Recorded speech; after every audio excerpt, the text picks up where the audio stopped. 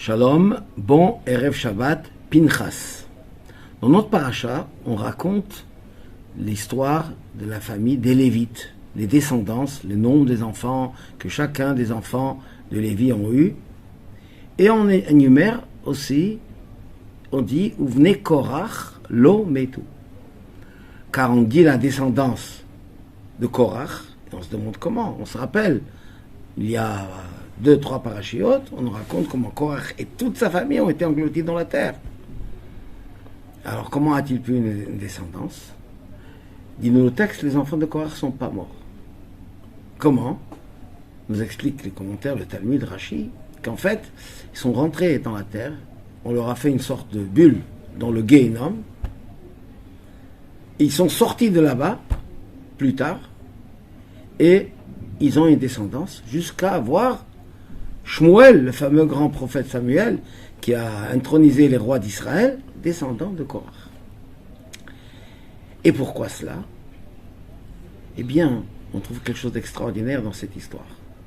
Les enfants de Korach étaient les premiers qui ont instigé, qui ont fait toute cette révolte contre Moshe Rabbeinu. Eux ont poussé, c'était des jeunes, ils ont poussé leur père Korach, allez, on va essayer de reprendre le pouvoir. Et là, au moment où Moshe leur a dit attention, ça va se finir mal, ils ont fait teshuva. Mais leur teshuva était intérieur, caché. Ils n'ont pas montré au monde qu'ils ont fait teshuva, ils n'ont pas montré qu'ils sont désolidarisés, dissociés de Korach, non. Ils sont restés, mais c'est dans leur cœur qu'ils ont fait teshuva. Eh bien, comme Hachem, il récompense mida kneged mida, mesure contre mesure, la teshuva a fait qu'ils sont restés vivants, mais cachés dans la terre. On n'a pas vu qu'ils ont été sauvés. Comme ils ont fait une teshuva intérieure, eh bien, ils ont été sauvés d'une manière cachée. Ce n'est que plus tard qu'ils sont sortis et qu'ils ont eu leur descendance, etc. Quel enseignement nous avons de cette histoire? Un enseignement extraordinaire. On voit des gens, les enfants de Korach, qui ont révolté et qui ont monté le peuple juif contre Moshe Rabbeinu, contre Aaron, contre la prêtrise, jusqu'à même amener une épidémie, des milliers de morts. Terrible. Eh bien, quand ils ont décidé de faire teshuva, même à l'intérieur, même dans leur cœur, ça leur a sauvé la vie. Et ça leur a permis d'avoir une grande descendance comme Shmuel et les autres, tous les Lévites qui descendaient d'eux. Un enseignement, quand quelqu'un fait teshuva, même si sa teshuva, elle est intérieure, il reconnaît qu'il faut s'améliorer, qu'il faut changer, il fait un petit effort.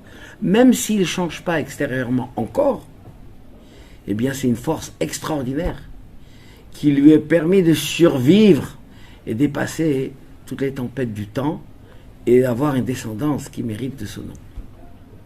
Car la teshuva, c'est quelque chose expliqué par le rabbi, que ça a un effet même sur le passé. Non seulement sur l'avenir, ça change, ça transforme des événements qui ont été négatifs. Et eux, dans leur cœur, ils étaient contre Moshe. En changeant, en faisant cette teshuva, ça leur a permis à eux de pouvoir sortir de cet état et de ramener une descendance tout entière. Dans notre génération, il est marqué que Mashiach viendra grâce à la teshuva. Dans cette période des 3 semaines, où on rappelle les événements négatifs qui